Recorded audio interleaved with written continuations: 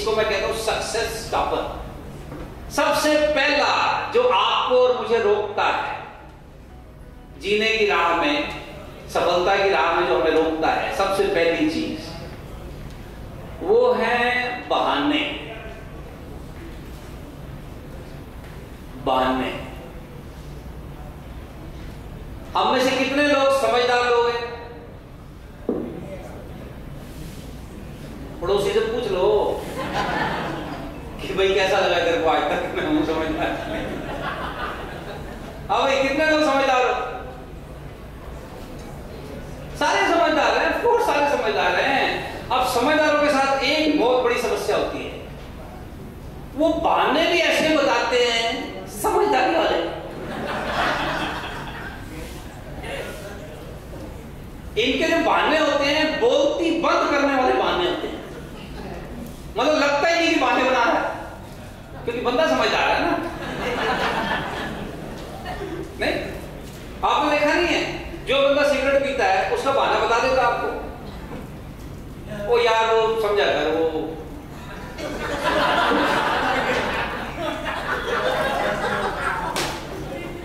अच्छा इतना ढंग का बहाना बताता है कि आपका भी मन करता है तो मेरे को भी शुरू कर देंगे इसके लिए। नहीं, जो दारू पीने वाले हैं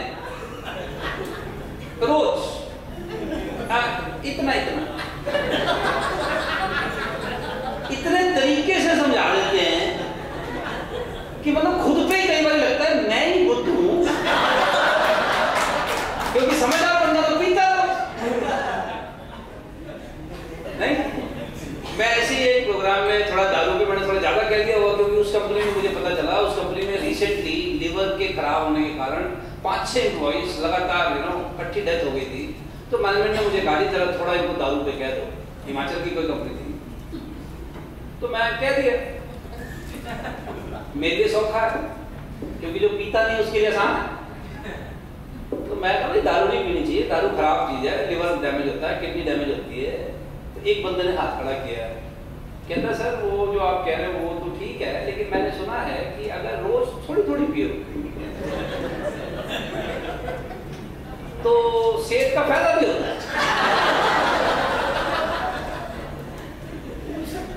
अच्छा, जैसे जैसे मेरी उम्र बढ़ रही है ना, एक चीज मेरे में कम हो रही है, अब मेरे से ना बहस नहीं होती लोगों से।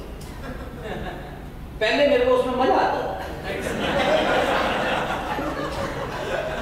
पहले मेरा पता क्या, जो आप लोग मुझे जानते हो 15-20 साल से, आपको पता है, पहले मैं उसको जरूर समझाता था जो समझना नहीं चाहता। मुझे लगता था यही मेरा टारगेट है। तो समझ में आता है कि यार आप उसी को समझा सकते हो जो समझना चाहता है। ओके, बहस करने से एनर्जी वेस्ट होती है, कुछ खास नहीं होता। तो मैं उस बंदे को कहा, मैं कहा नहीं यार वो ये डेटा है, ये है, देखो इतने घर बर्बाद हो गए दारू से। कहते नहीं वो ज्यादा पियोगी, थोड़ी थोड़ी पीने से, बल्कि आप भी ट्राई करो सेम।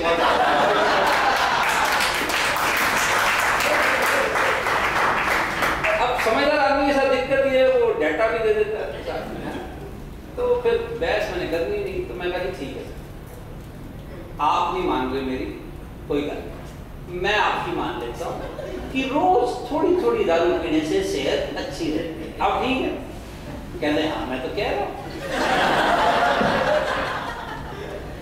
तो मैं कह ये गल दसो, ये बात आपके घर के सारे मेंबर पे लागू होती है कि सिर्फ आप पे ही लागू होती है? कहता मतलब? मैं कह सेहत तो आपकी बीवी की भी ठीक रहनी चाहिए, नहीं तो हल्का हल्का उनको भी देते हो साथ में,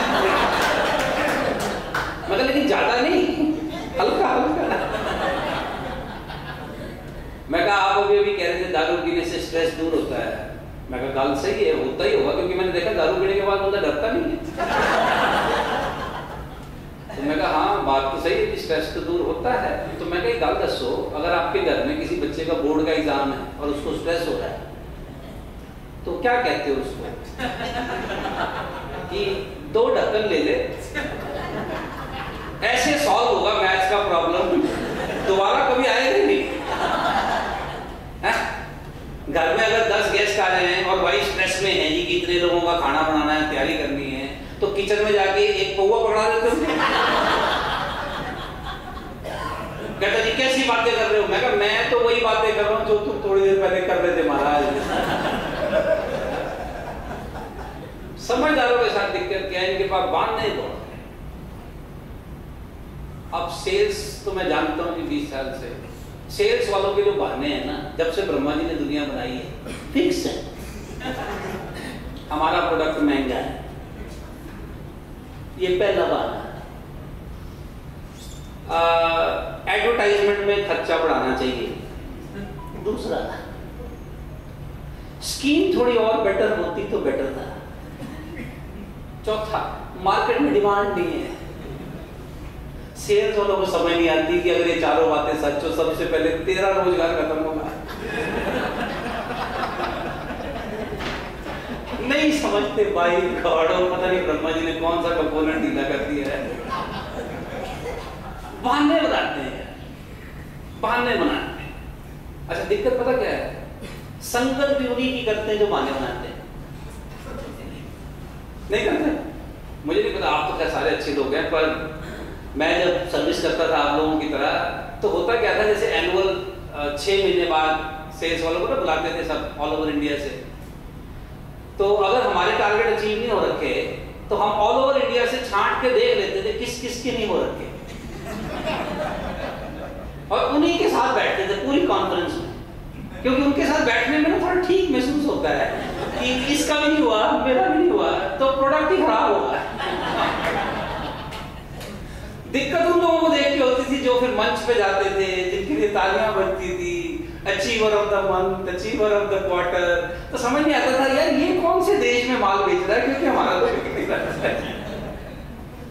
तो यार बहाने बनाने से आज तक किसी की तकदीर नहीं बनी।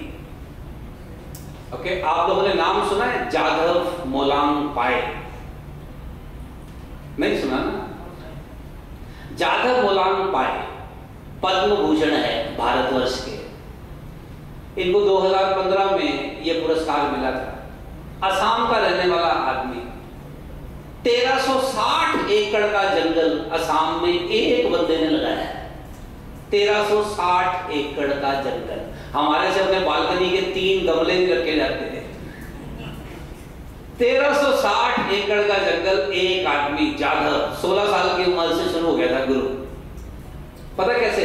जब वो 16 साल का था तो असम में बाढ़ आई, ब्रह्मपुत्र नदी में, आपको पता आती रहती है, और वो सारी खेती वाली धरती और बाकी सब, उस नदी में क्या होता है जब बाढ़ आती है तो उसके साथ ना वो जो मिट्टी आती है बह के, उससे वो सारी धरती फिर बंजर टाइप हो जाती है।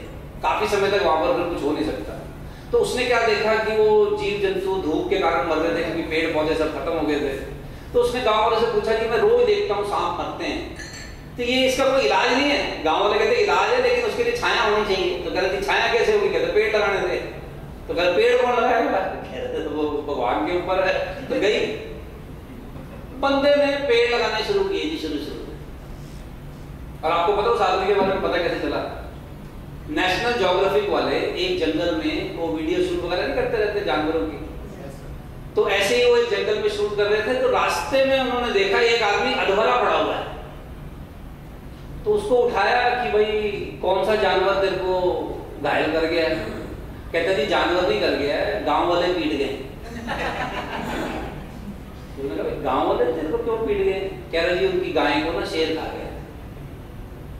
तो कहता गाय को शेर खा गया तो तुझे क्यों पीट गए? कह रहा जी क्योंकि शेर मेरे जंगल का है। तो कह रहा तेरा जंगल? कह रहा हाँ जी, आप जहां घूम रहे हो ये 1360 एकड़ का जंगल जो है, मैंने एक एक करके 22 साल हो गए जी लगा रहा। तब जाके पता चला कि ये कोई महापुरुष है जो 1360 एकड़ का जंगल कल नहीं लगा हुआ है।